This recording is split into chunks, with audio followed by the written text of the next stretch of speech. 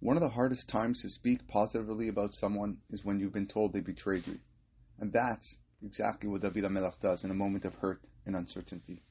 The story takes place in Shmuel Bet, chapter 19. David is returning to Yerushalayim after his son Avshalom's rebellion has ended.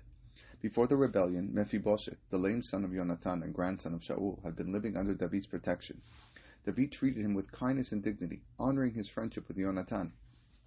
But during the rebellion, Mephibosheth was absent.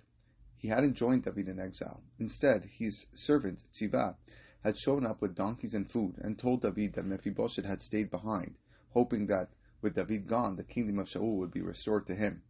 It was a painful moment. David heard it and understandably felt betrayed. He gave Tziva all of Mephibosheth's property. But then, when David returns to power, Mephibosheth comes out to meet him.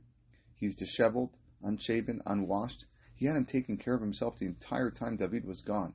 And he tells David, Tziva tricked me. He left me behind. I wanted to come with you, but I'm lame, and I couldn't saddle a donkey on my own. Now David's in a dilemma. Two conflicting stories. No way to know the full truth. What does he do? He doesn't lash out. He doesn't label Mephibosheth as disloyal. In fact, he does and says something remarkable. He restores part of Mephibosheth's land to him.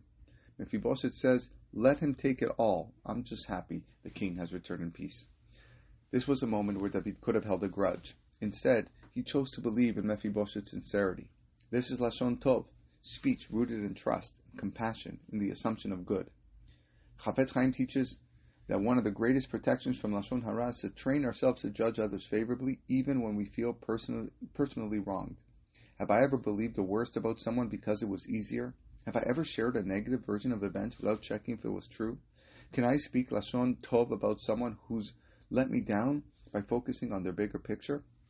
David didn't pretend betrayal didn't hurt, but he also didn't let pain silence truth. He remembered the Mephibosheth who had once been loyal. He looked past appearances and he used his words and his power to restore dignity to someone others had written off.